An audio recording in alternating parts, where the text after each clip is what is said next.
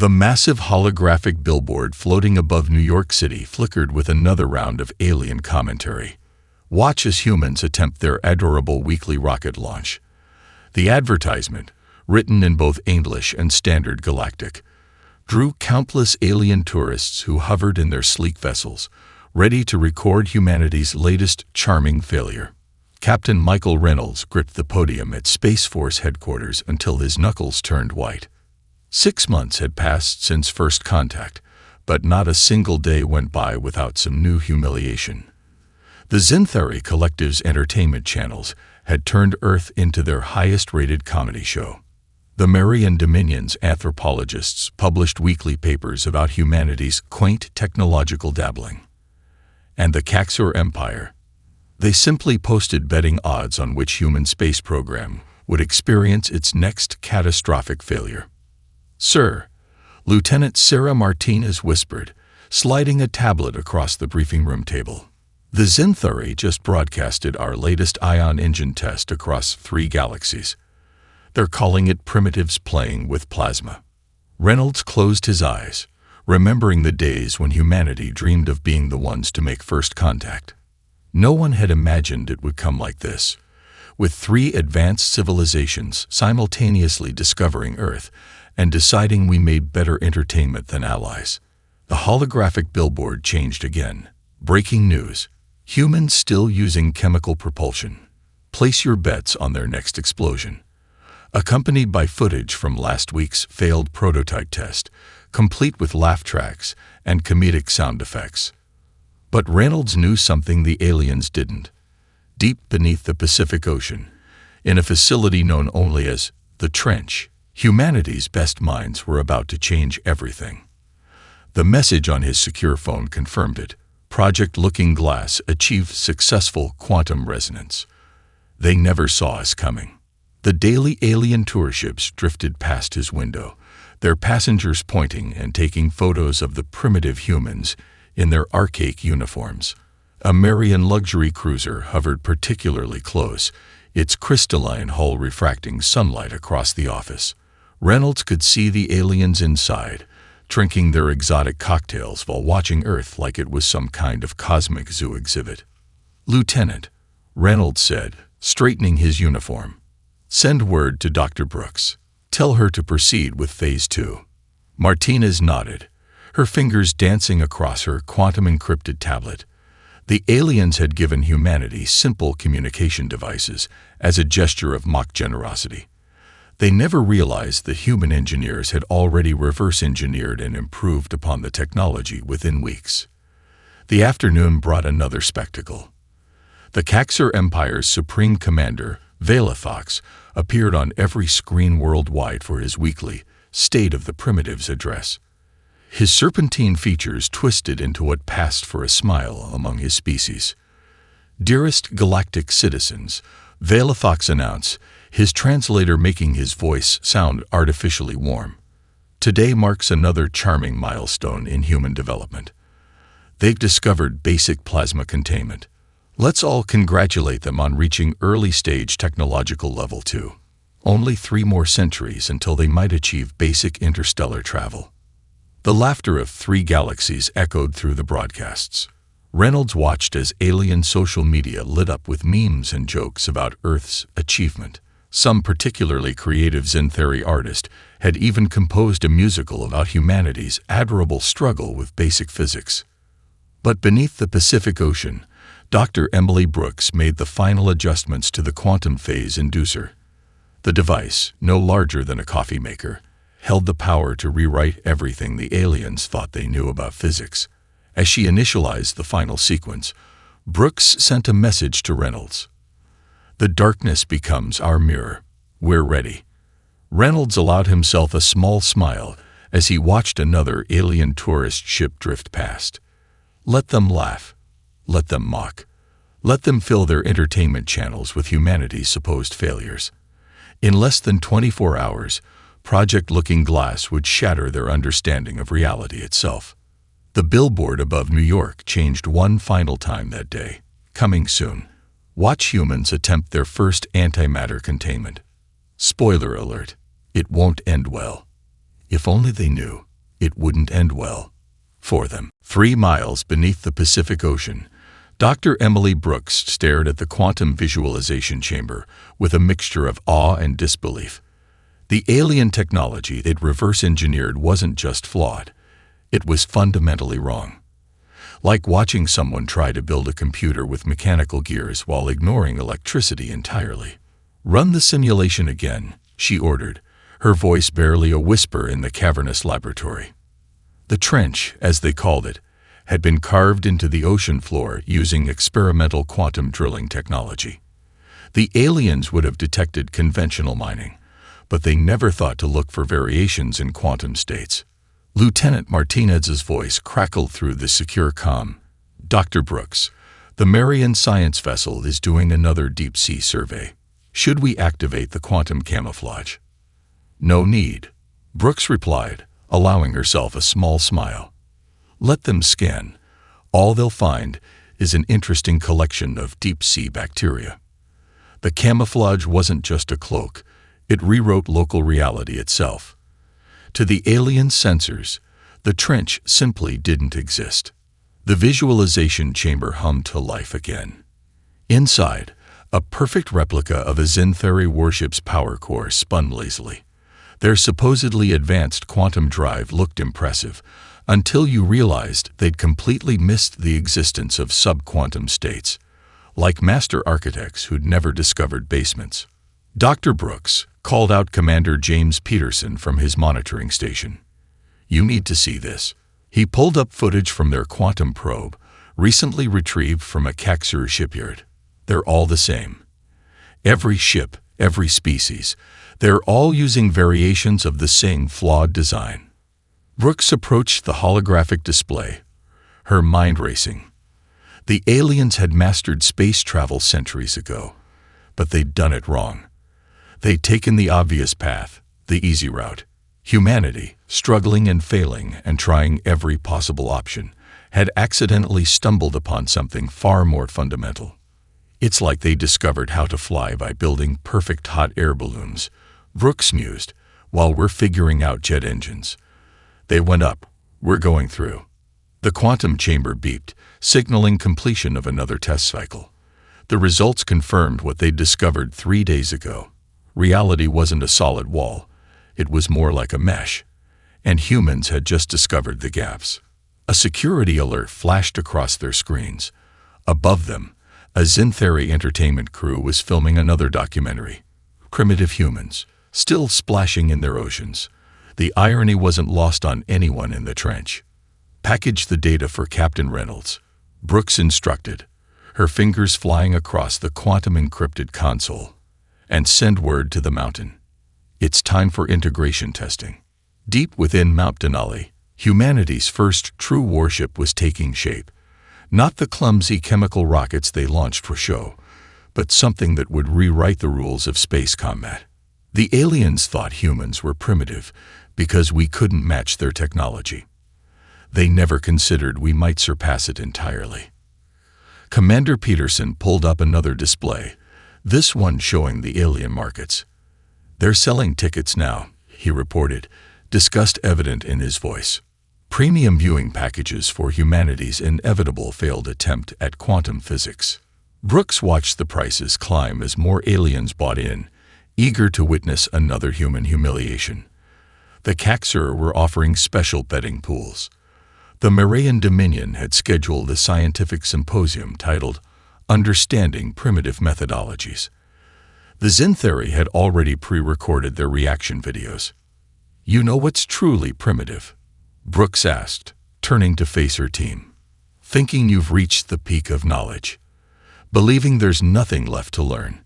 She gestured to their quantum chamber, where impossible geometries danced in patterns that would drive alien physicists mad. "We kept failing, kept trying, kept looking for alternatives. And we found them." The secure comm crackled again. "Dr. Brooks," Captain Reynolds' voice was tight with excitement. "The mountain reports successful integration. The drive works." Brooks closed her eyes, savoring the moment. Above them, alien tourists snapped pictures of waves and pointed at fishing boats. Below them, Humanity had just changed everything. "Send final confirmation," she ordered. "Project Looking Glass is no longer theoretical. We're ready for Phase 3. In the quantum chamber, reality itself seemed to hold its breath, waiting for humanity's next move. Ambassador Marcus Wong adjusted his deliberately outdated tie as the Xintheri camera drones circled his podium. The grand assembly of the 3 galaxies had gathered for what they considered their favorite comedy show, a human diplomatic address. "Most esteemed representatives," Wong began, his voice carrying the carefully practiced tremor of nervousness. "Humanity humbly requests access to basic terraforming technologies. We promise not to blow ourselves up again." Right on cue, the assembly hall erupted in laughter. The Murian delegation nearly fell from their hover seats, their crystalline bodies chiming with mirth. The Caxer representatives hissed their amusement through filtered breathing masks, and the Xintheri, they broadcasted live across 3 galaxies with the title, "Humans Want Planet-Changing Tech. What could go wrong?" Meanwhile, deep within the hollow heart of Mount Denali, the HMS Thunderchild prepared for her first full power test. Commander Sarah Martinez stood at the Quantum Control Center, watching as the impossible drive hummed to life. The ship didn't just bend space, it rewrote it. "Quantum signature stable," reported Lieutenant Jackson from his station. "Dark mirror drive engaging in 3, 2, 1. The massive chamber disappeared, then reappeared, then existed in both states simultaneously. In the observation deck, Dr. Brooks nodded in satisfaction. The alien sensors would register nothing but normal background radiation.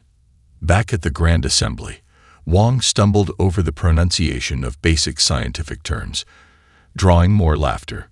"We believe our new solar collection array," he paused, pretending to check his notes, "might achieve up to 0.3% efficiency." A Caxer noble leaned forward, his scales glittering under the assembly lights. "Perhaps we should give them a children's science kit. It might accelerate their development by a few centuries." In the mountain, the Thunderchild's quantum state stabilized. The ship now existed in what Dr. Brooks called probability space, neither here nor there, but everywhere in between. A passing alien probe registered only empty space and background radiation, its sensors sliding right past the impossible vessel. Ambassador Wong, the Marian High Consul, chimed, her crystalline form vibrating with amusement. "Your species' persistence is entertaining. Perhaps we could interest you in some basic space flight tutorials." Wong bowed deeply, hiding his smile. "Most gracious ones, humanity would be honored to learn the proper way to achieve orbit without exploding." The assembly's laughter was interrupted by an urgent signal. A Xintheri science vessel had detected an unusual energy signature near Earth's asteroid belt. The Thunderchild, running its first stealth test, had passed within a kilometer of their ship. The alien sensors registered only a mysterious void in space, lasting less than a second. "Probably another primitive nuclear test," the Caxer delegate dismissed. "Their attempts at advancement are almost endearing." Commander Martinez's voice crackled through Wong's hidden earpiece. "Test successful. The dark mirror drive performs beyond specifications. We can move through their defense grids like they don't exist." Wong straightened his tie again, maintaining his facade of nervous excitement. "Most enlightened ones, might humanity also request access to basic shield technology? Our latest tests only resulted in 3 explosions." As the assembly roared with laughter once more, the Thunderchild completed its final maneuver. The prototype warship phased through solid matter, existed in multiple spaces simultaneously, and rewrote local physics at will. In the quantum realm, human innovation had leapfrogged centuries of alien development. "Ambassador," the Xintheri High Commander called out, wiping tears of amusement from his compound eyes. "Your episode ratings are stellar. Would you consider a regular segment?" Wong bowed again, even as Martinez confirmed the Thunderchild's successful return to base. "Most gracious ones, humanity lives to entertain." Though perhaps, he paused for dramatic effect, Our next performance might surprise you." The aliens laughed, never noticing the gleam in his eye.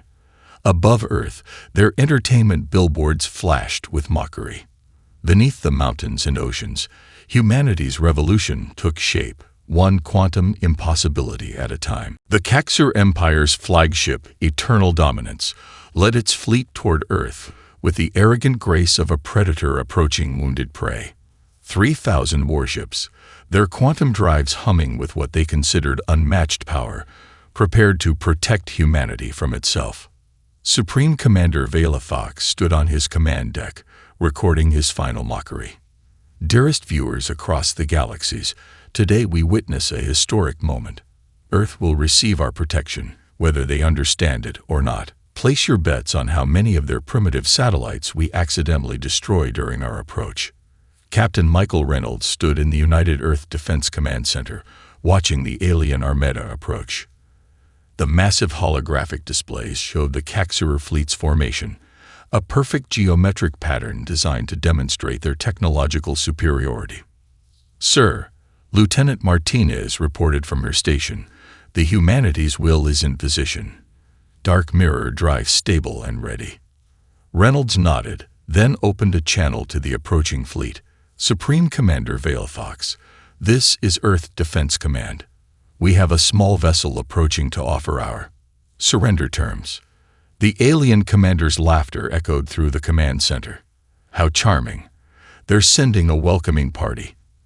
Everyone, prepare your recording devices. This should be entertaining." From behind Earth's moon, a single ship emerged. To alien eyes, it looked almost primitive.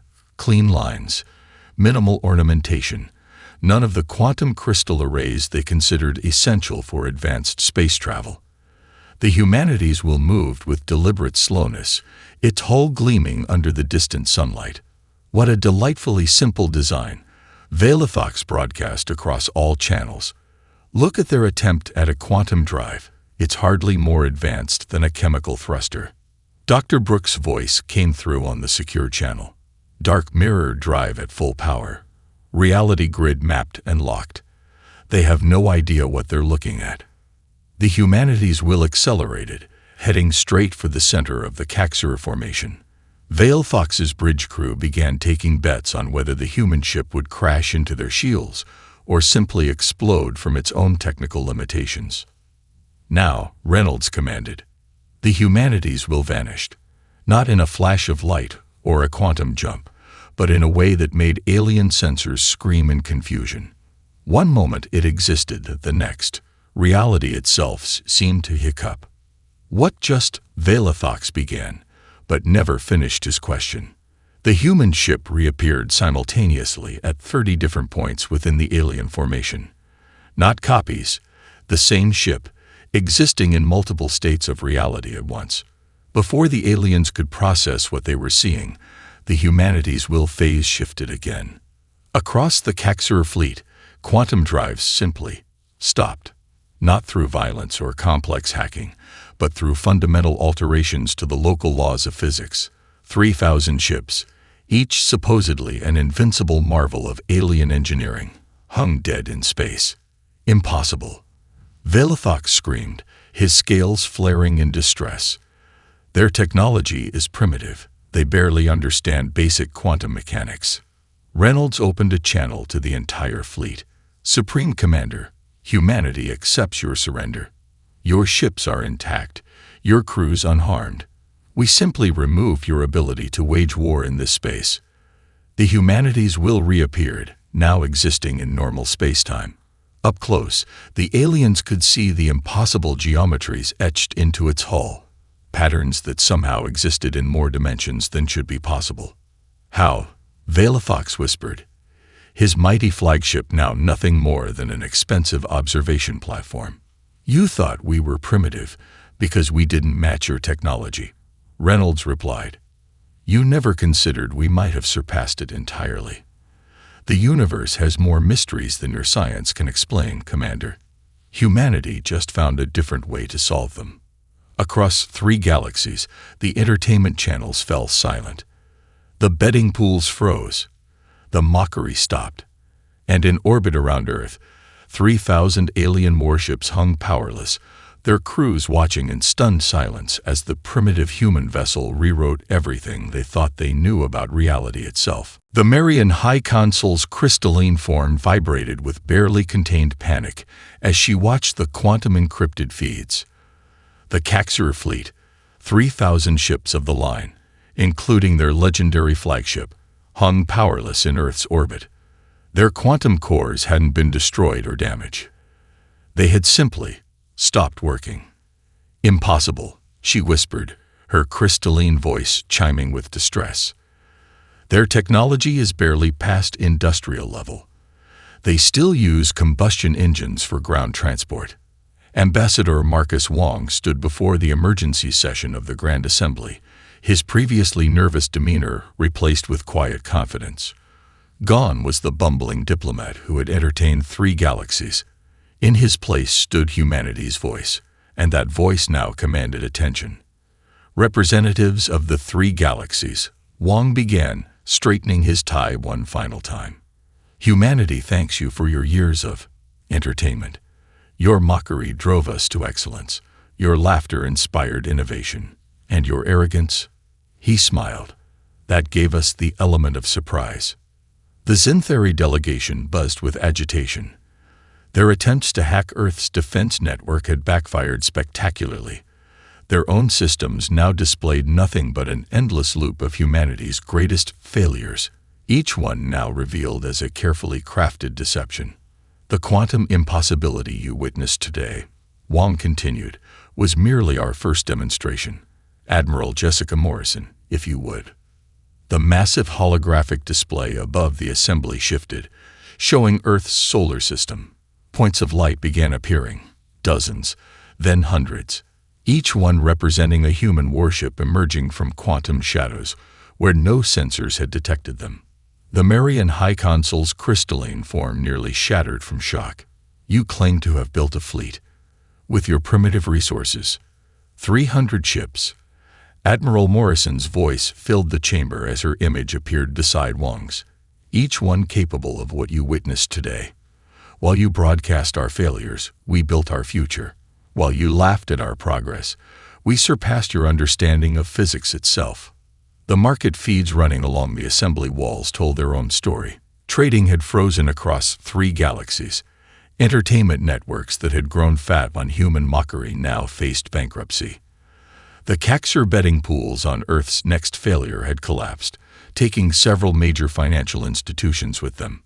A Zinthari prince rose from his seat, his compound eyes reflecting the holographic fleet display. "This must be some trick. Some deception. You were decades away from basic quantum engineering." Wong's smile never wavered. "We were never behind.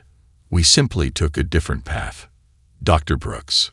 The quantum scientist's image appeared, surrounded by equations that made alien physicists clutch their heads in confusion. "Your understanding of quantum mechanics was advanced," she explained, "but ultimately limited. You saw one path and perfected it. We explored millions and found something new." The assembly erupted into chaos. The Marian Dominion's ambassador nearly tripped over his own crystalline legs rushing to offer alliance terms. The Zinthari delegation huddled together, their collective consciousness struggling to process this paradigm shift. And the Caxur representatives sat in stunned silence, watching their mighty fleet drift helplessly above Earth. "Humanity offers peace," Wong announced over the chaos. "We have no desire for revenge or conquest. But know this, the era of mockery is over. Earth stands ready to join galactic society as an equal." Or, he paused, letting the implications sink in, as something more. Above Earth, the humanities will perform one final demonstration. It phased through the Caxur flagship's quantum shields, technology previously thought impenetrable, and emerged on the other side, leaving reality itself rippling in its wake. The message was clear. Humanity hadn't just caught up to galactic civilization. In their rush to mock the primitives, 3 galaxies had missed something fundamental. Sometimes the longest path leads to the greatest discoveries. And humanity, in all its primitive persistence, had found that path first. The Xyntheri battle fleet dropped out of quantum space like a metallic thunderstorm, 10,000 ships strong, their crystalline quantum arrays humming with enough power to shatter planets. High Commander Vexthor had named it the final solution to the human problem. The combined might of their civilization, gathered to prove once and for all that humanity's previous victory had been nothing but a fluke. Launch the quantum disruptors, Vexthor commanded, his compound eyes reflecting the tactical displays. Let's see their primitive technology handle a real attack. Admiral Jessica Morrison stood on the bridge of the Remember Pearl Harbor, watching the enemy fleet approach. The massive alien armada filled the void with their traditional attack formation, a three-dimensional geometric pattern they'd perfected over centuries of warfare. They still don't understand, Dr. Brooks commented from her tactical station, monitoring the dark mirror drive's readings. They're fighting in 3 dimensions while we exist in 12. Morrison nodded, then opened the fleet-wide channel. All ships, execute Operation Mockingbird.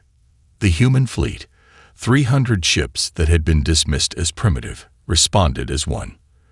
The Remember Pearl Harbor led the charge, its dark mirror drive engaging in ways that made reality itself shudder. The ship didn't just phase through space. It rewrote the laws of physics as it moved. The first wave of Xyntheri quantum disruptors passed harmlessly through empty space. Their targets had shifted not just position, but probability, existing in multiple states simultaneously.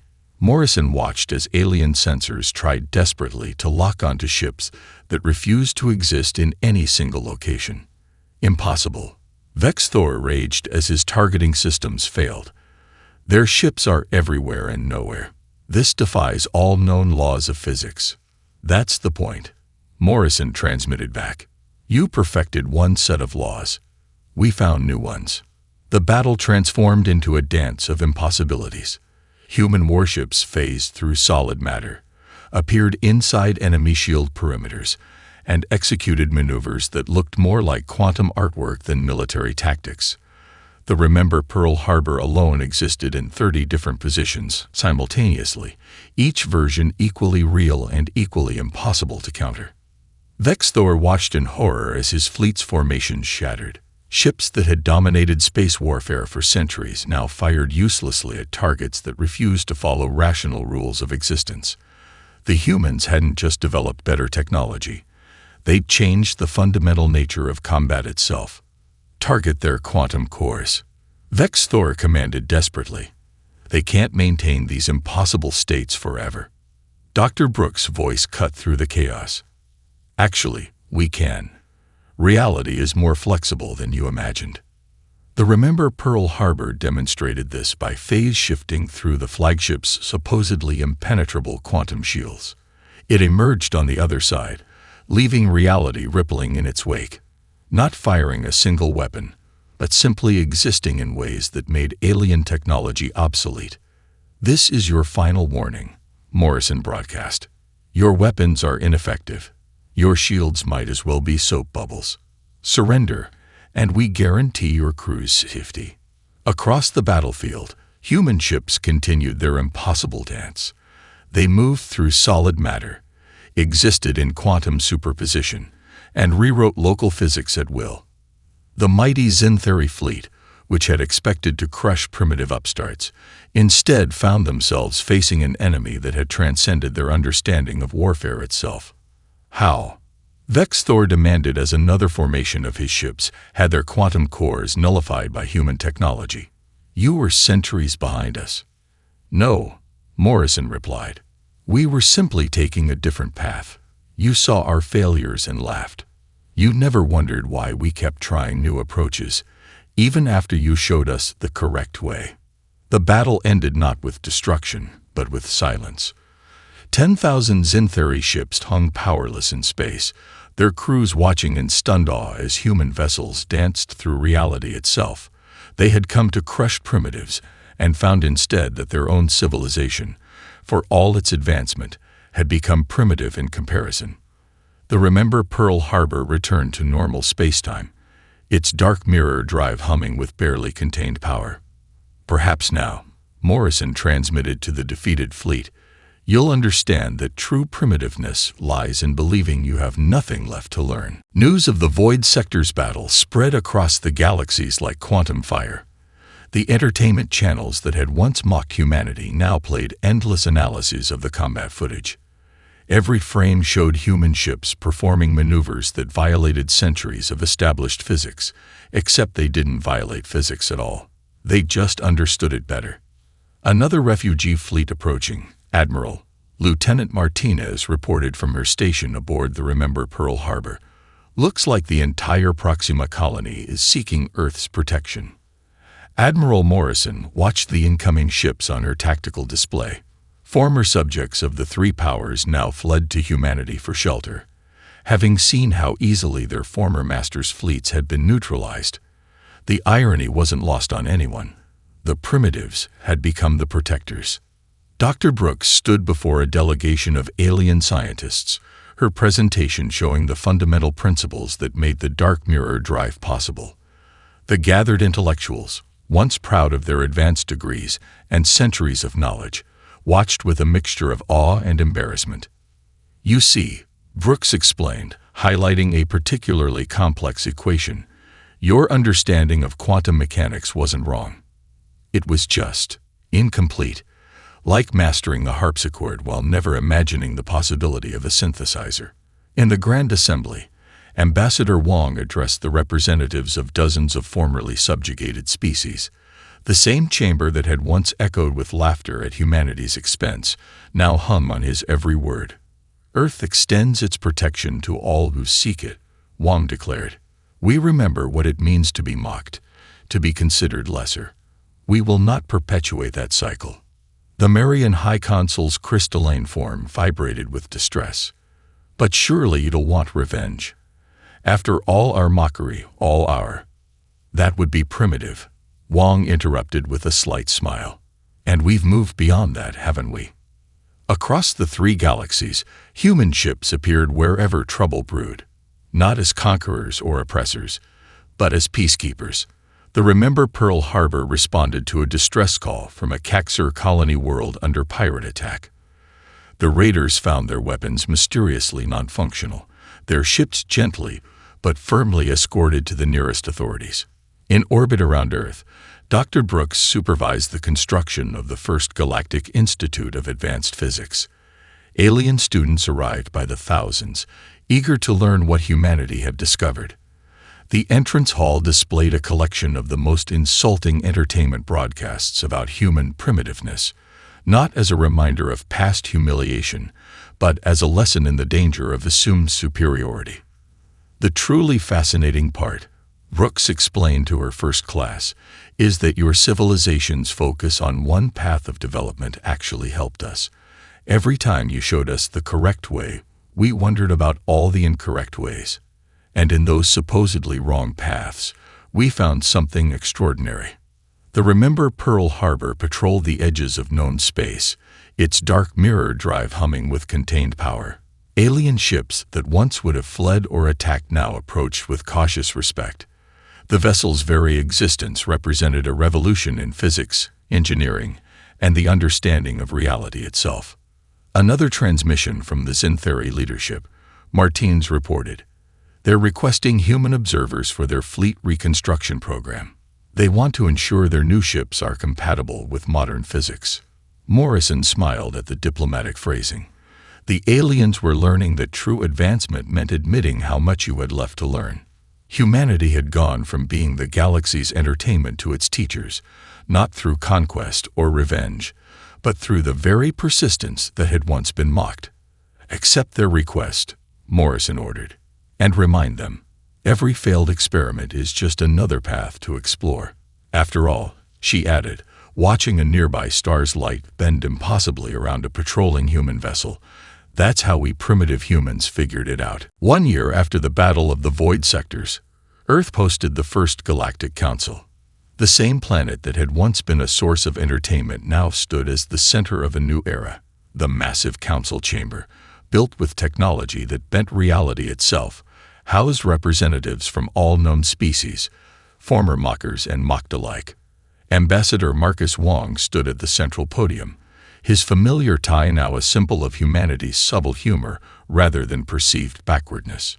"Today marks not a victory," he announced, "but a beginning. Earth extends membership in the new council to all species, including our former entertainers."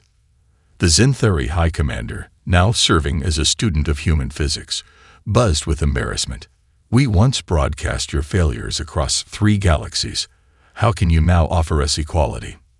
"Because holding on to past grievances," Wong smiled, "would be primitive." In the orbital shipyards above Earth, Dr. Brooks supervised the construction of the next generation of vessels. The new ships incorporated both human quantum innovations and the best aspects of alien technology.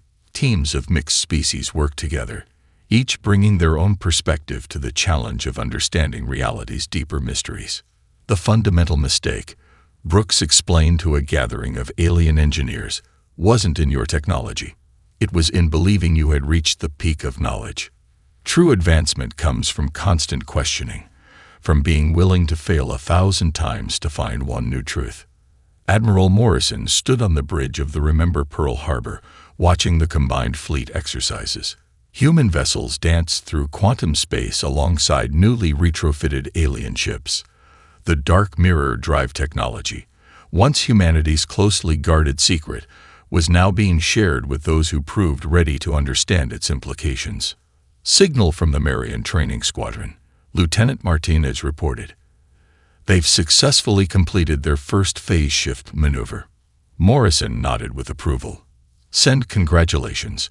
Remind them that their failure rate is actually better than ours was during development." The entertainment channels that had once mocked humanity now broadcast educational content. The most popular show featured humans and aliens working together to explore new scientific frontiers. The rating system that had measured human failures now tracked breakthroughs in understanding. In the Galactic Institute of Advanced Physics, a young Caxer student raised her hand during Dr. Brooks' lecture. "But if we were wrong about quantum mechanics, what else might we be wrong about?" "That," Brooks beamed, "is exactly the question we should all be asking."